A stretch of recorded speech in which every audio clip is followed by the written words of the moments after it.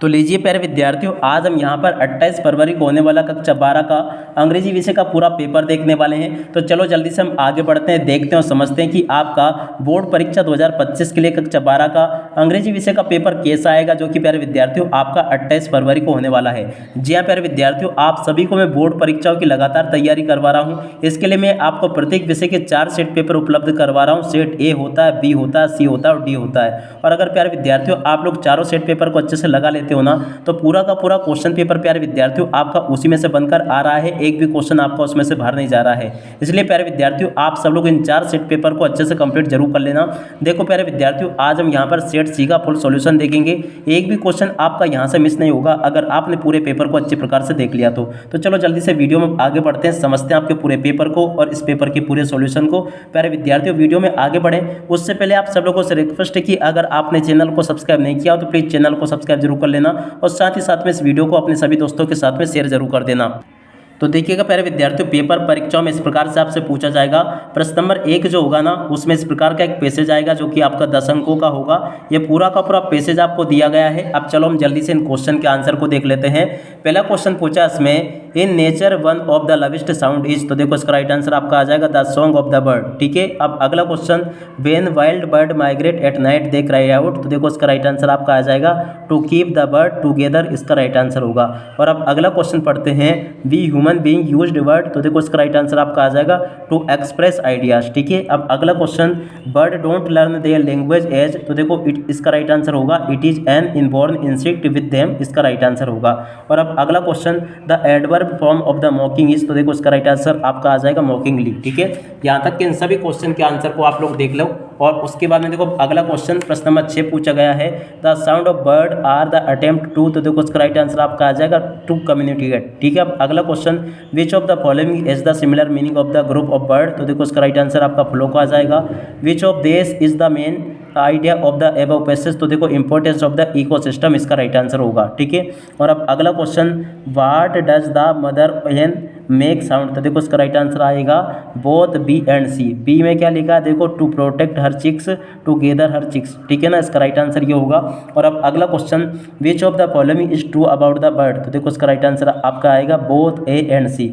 ए में लिखा है a learn making sound to them self, और इसका राइट आंसर ये भी होगा सी वाला, तो इसलिए आपको बहुत लगाना ए एंड सी। ठीक है, उसके बाद में देखो प्रश्न नंबर 2 ही आपको दिया गया है। तो देखो प्रश्न नंबर 2 के उत्तर अगर मैं आपको बताऊँ ना, तो वैसे इसमें आपसे नोट मेकिंग पूछी जाती है। वैसे तो आपको नोट मेकिंग बनानी आती होगी, और अगर आप लोग चाहते हो कि पूरे 4 में से 4 नंबर मिले, एक भी नंबर आपका नहीं काटा जाए, तो डिस्क्रिप्शन बॉक्स में आपको मैंने इंग्लिश ग्रामर की एक प्लेलिस्ट उपलब्ध करवा दी है, वहाँ से आप लोग वीडियो देख लेना। वहाँ पर मैंने आपको इसका पूरा सॉल्यूशन बताया है। ठीक है, अब चलो आगे बढ़ते हैं, मैं आपको प्रश्न नंबर 2 का उत्तर बता देता हूं। तो देखो प्रश्न नंबर 2 के उत्तर को इस प्रकार से आपको कंप्लीट करना होता है। ठीक है, आप लोग देख लो।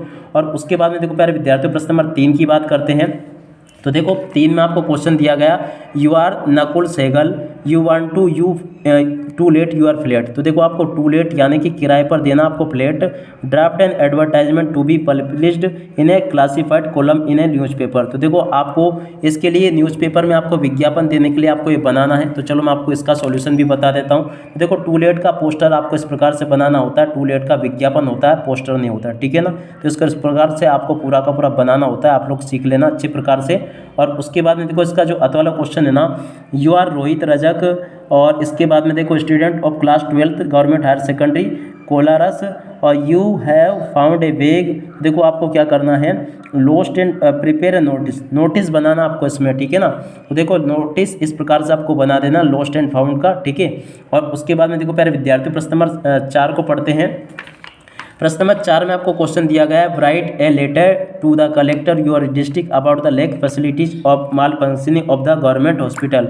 देखो यहाँ पर आपको गवर्नमेंट हॉस्पिटल के ऊपर आपको जो असुविधा हो रही है उसके लिए आपको यहाँ पर एक क्या करना, लेटर लिखना कलेक्टर को। ठीक है, अब देखो इस लेटर को मैं यहाँ पर आपको इस प्रकार से बता देता हूँ। देखो इस प्रकार से आपको पूरा का पूरा ये लेटर लिखना होगा। बिल्कुल वेरी वेरी मोस्ट टाइम पे लेटर है, आप सबसे परीक्षा में जरूर पूछा जाएगा। अब देखो इसका अत वाला जो क्वेश्चन है ना, write an letter to your friend advising him study English maths, देखो अंग्रेजी, गणित और जनरल नॉलेज के लिए आपको तैयारी के लिए आपको क्या करना है, एनडीए की तैयारी के लिए आपको अपने मित्र को एडवाइस करना है, ठीक है ना। तो आप लोग इसको कर लो और पूरा का पूरा कंप्लीट कर लेना इसको। अब इसके बाद में चलो आगे बढ़ते हैं, प्रश्न नंबर 5 को पढ़ते हैं।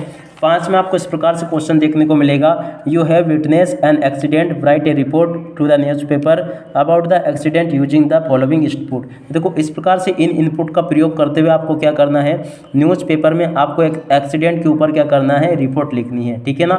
अब चलो मैं आपको रिपोर्ट बता देता हूँ किस प्रकार से आपको लिखनी है। तो देखो प्यारे विद्यार्थियों, रिपोर्ट आपको इस प्रकार से लिख कर आनी होगी, ठीक है। और उसके बाद में देखो प्यारे विद्यार्थियों, इसकी अतः वाले क्वेश्चन के आंसर को यहाँ से देख लो, the value of games and sport के ऊपर आपको इस तरह से आपको ये लिखना है, ठीक है ना। आप लोग देख लें इसका अतः वाला क्वेश्चन, शॉर्ट पैराग्राफ इसमें आपको लिखना है। तो देखो पैराग्राफ राइटिंग यहाँ से सीख लीजिएगा। अब इसके बाद में देखो प्रश्न नंबर 6 को देखते हैं। 6 में आपसे फिल इन द ब्लैंक्स पूछे जाएंगे। पहला question, work hard lest you fail, तो देखो यहाँ पर आपको शुड आ जाएगा। दूसरे में this table is made of, तो देखो इसमें आपका वुड आ जाएगा, ऑफ आ जाएगा, इसमें आपका सम आएगा, और उसके बाद में देखो इसमें आपका एव नॉट ईटन आ जाएगा। 5वें में आपका दा जाएगा और छठे में आपका एल्स आ जाएगा। इस प्रकार से आप लोग इनको कंप्लीट कर लो। प्रश्न नंबर 7 में आपसे डू एट डायरेक्टेड पूछे जाएंगे। तो चलो मैं आपको इन क्वेश्चन के आंसर भी बता देता हूँ। तो देखो डू एट डायरेक्टेड का सॉल्यूशन यहाँ से देख लो, ये लिखे सभी के सभी क्वेश्चन के आंसर, इस प्रकार से आप लोग कंप्लीट कर लीजिएगा। अब इसके बाद में चलो आगे बढ़ते हैं, अगले क्वेश्चन के आंसर को देखते हैं। यहाँ तक के सभी क्वेश्चन के आंसर तो मैंने आपको ऑलरेडी बता ही दिए। उसके बाद में देखो प्रश्न नंबर 8 जो होगा ना, उसमें इस प्रकार का पैसेज आपको देखने को मिलेगा, जो कि एक एब्स्ट्रैक्ट है, my children this is the last lesson, ठीक है ना। आप लोगों को पता चल ही गया होगा किस पार्ट का है ये।